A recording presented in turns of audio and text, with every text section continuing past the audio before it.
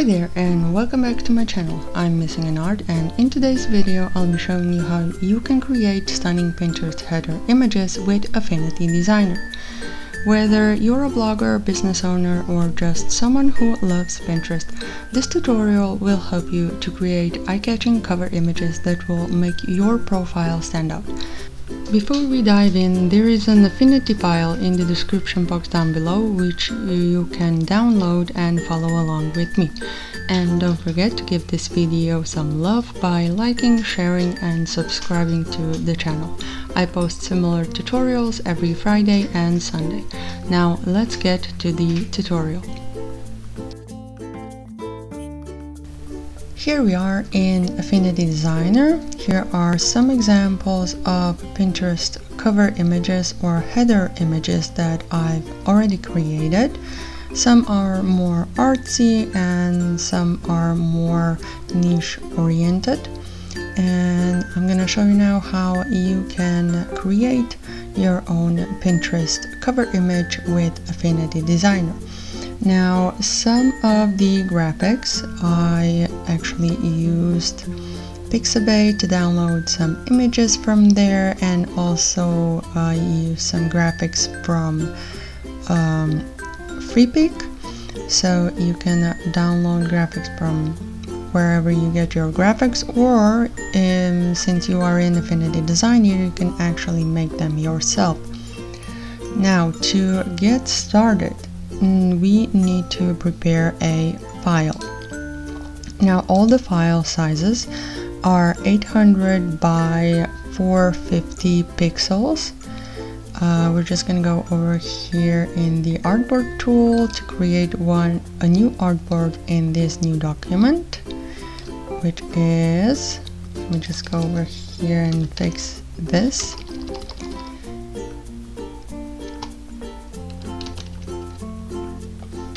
Okay, 800 by 450.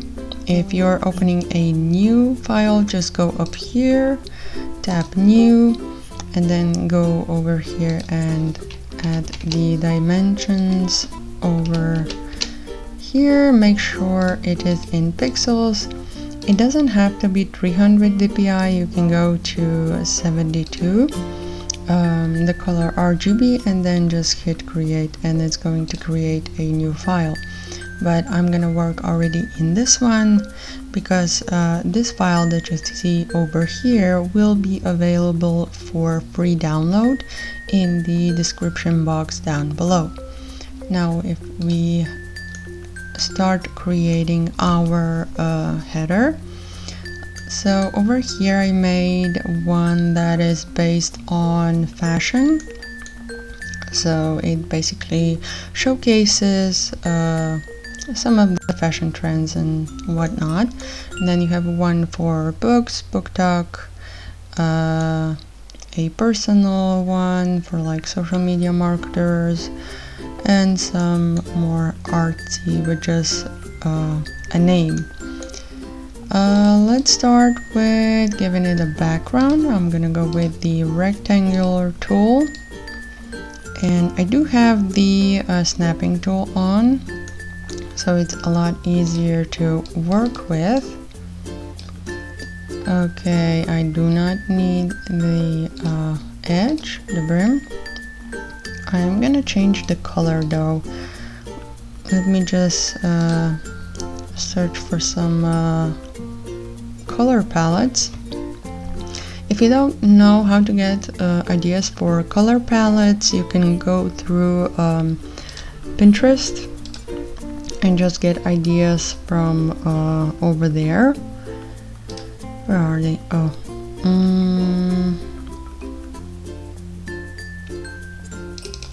here they are. Let's see, I'm gonna take that one, like a boho color palette. Okay, now if I press I, it's gonna go to the eyedropper color pick tool, and I can just pick whatever color I would like. I'm gonna go with this one, and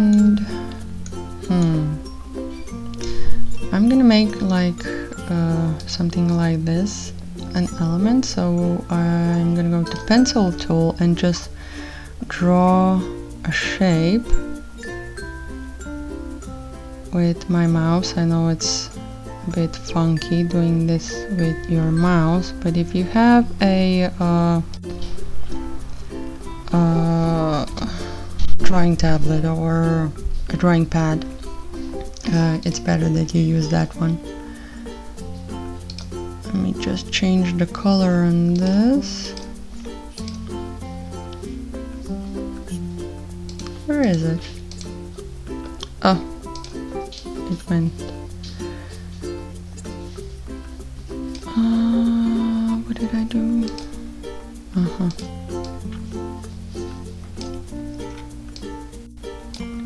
Okay, now we got it on the right artboard. So this color.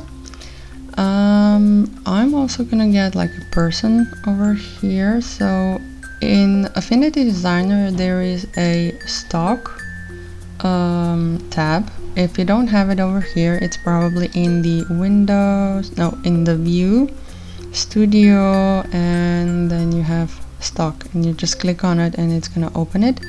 And this is actually connected. If you're connected to Wi-Fi, it connects to Pixels and Pixabay.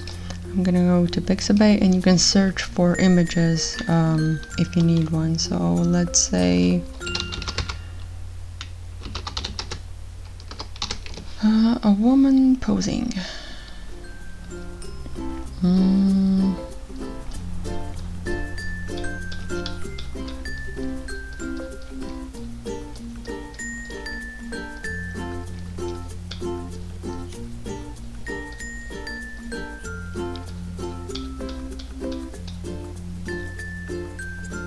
Kind of like this black and white style.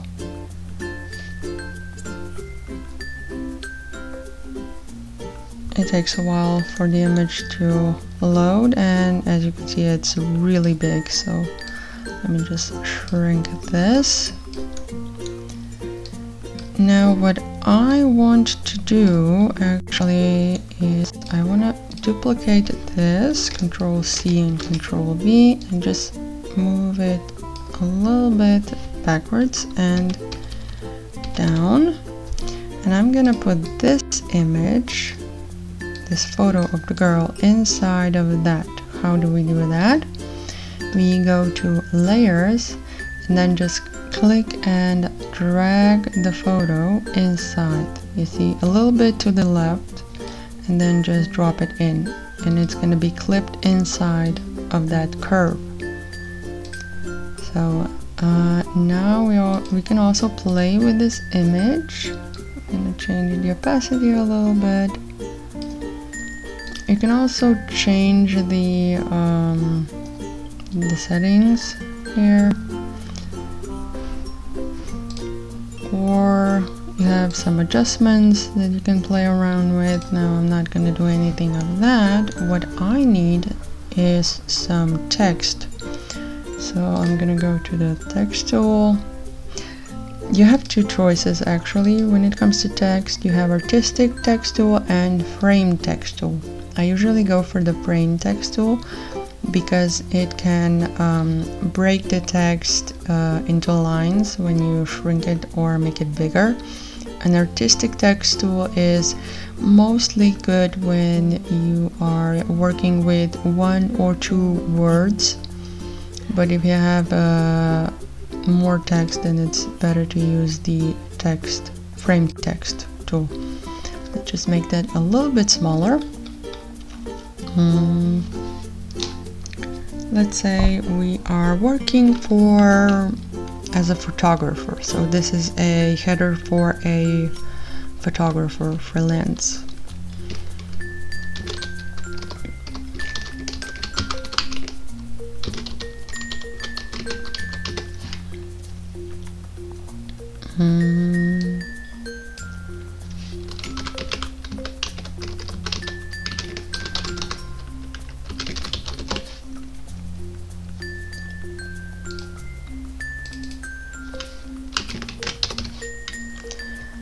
Just making things up as we go. So I am gonna move her a little bit more, so I have a bit more space to work with. If you're having trouble moving the pieces around, you can also use your keyboard with the arrow keys to move things around. So like this. I am gonna change the color of the font, so I press I to get the color picker, and nope. Now I just need to find the right color that matches. I mean, I can go with red. Okay, so this is gonna be the first one. Finite. I'm gonna change the font. Now Affinity has some fonts that are already installed, which is great, but if you want more fonts, then you can just upload them to your computer, install them, and they are gonna be ready to use in Affinity Designer as well. If you want to make the text bigger or smaller, you need to grab this dot that is outside of the square, and it's gonna make it bigger or smaller. If you just grab the square, it's just gonna make the square bigger or smaller. So let's say something like this, and I am also gonna change this font to something more like handwritten. If you double click it, it's gonna wrap around the text.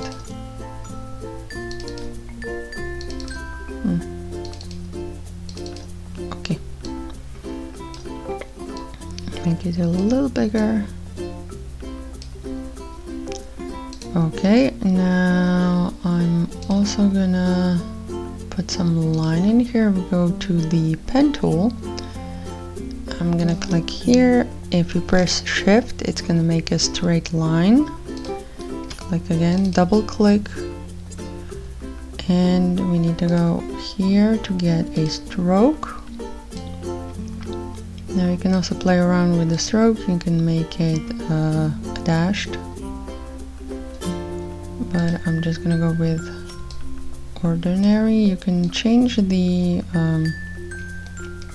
ends over here, and also there was another one. Oh yeah, you can make an arrow or a dot at the beginning or end.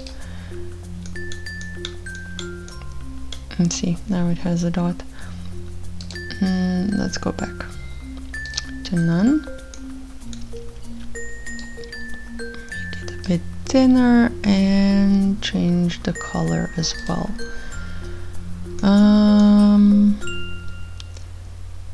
I'm gonna go with this orange, or maybe not, white, off-white. Okay, now let's make another one down here.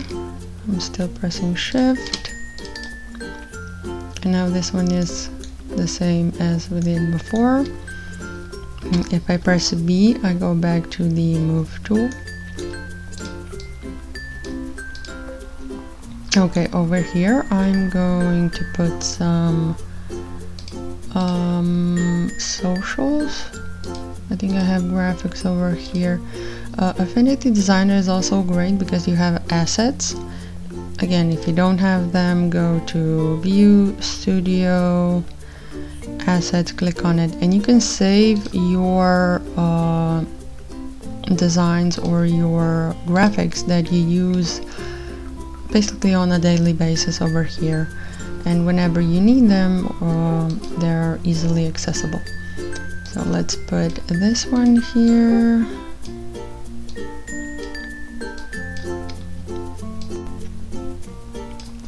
and this one,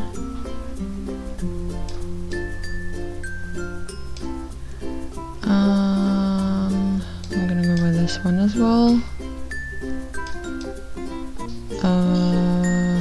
Okay, something like this. And we also need like a social name, a handle. And there is, I'm gonna go, I'll just copy this one down. And now I have 2 copies. Make it smaller, and I'm changing the font. Let's go to recent fonts that we used. Quick send. I'm just gonna go with the one that was already above. So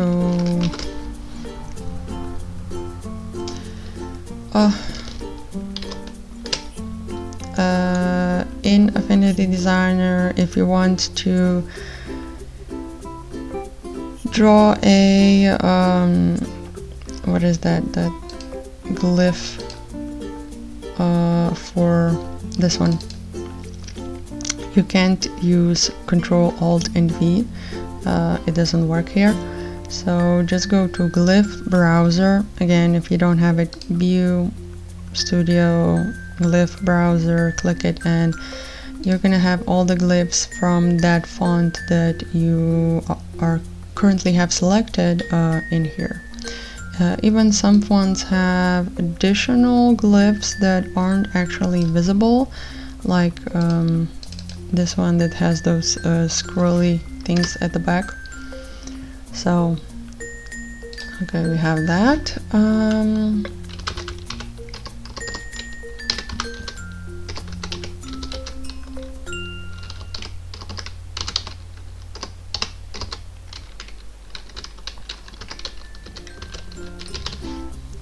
Let's say this is the handle, for example.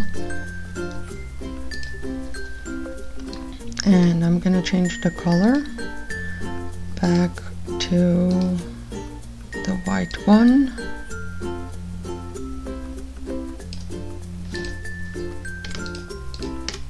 Make it a little bit smaller again. If you want them to equally shrink and grow, press Shift when you are dragging them up and down. Okay, let's say we are happy with our creations. Now if you don't want to move things around, you can, just select it and click this lock so it doesn't move when you're trying to move other things around. I'm gonna move this a little bit over here and the lower ones a bit more down, and also this one.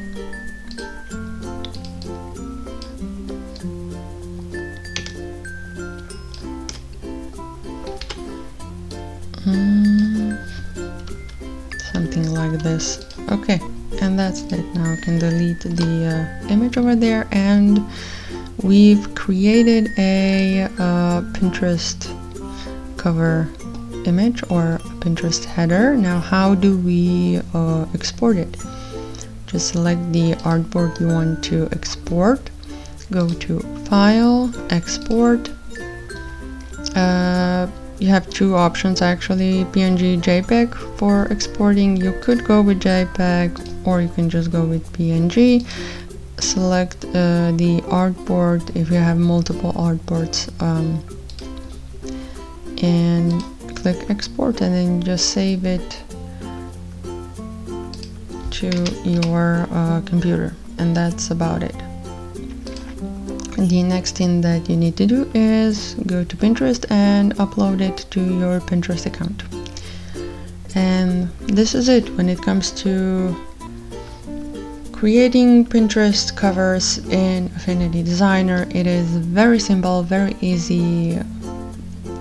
You are actually limitless on what you can create, because you can draw, you can put images in, you can actually make like frames that are similar in Canva as well, in drag and drop inside, mask items, and it's more or less a matter of playing around with the program, getting to know all the other features.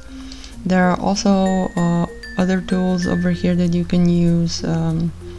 So if you want to create a star, you don't have to, do it manually. You can just go here and have the star tool, and you have stars over here, and clouds, and speech bubbles, teardrop, hearts, and stuff like that. And that is it. We are done. That wasn't so difficult, right? Well, now you know how you can make your own Pinterest cover images with Affinity Designer. Don't forget to download the free Affinity file where you'll get these designs that I've made today, the one that we did today, and all the other 6-7 designs. You can alter them, play around with them, but you can't just use it in your Pinterest. You need to change the images because I took them from the stock over here, and I think it was pixels. Just make sure when you're using these images that they are free for commercial use, or that you did them, you made them. So that is that. If you found this video helpful, don't forget to like, share, and subscribe. If you have any more questions, leave them in the comment section down below and I will answer them as soon as possible. Thank you for watching, and I will see you in the next one.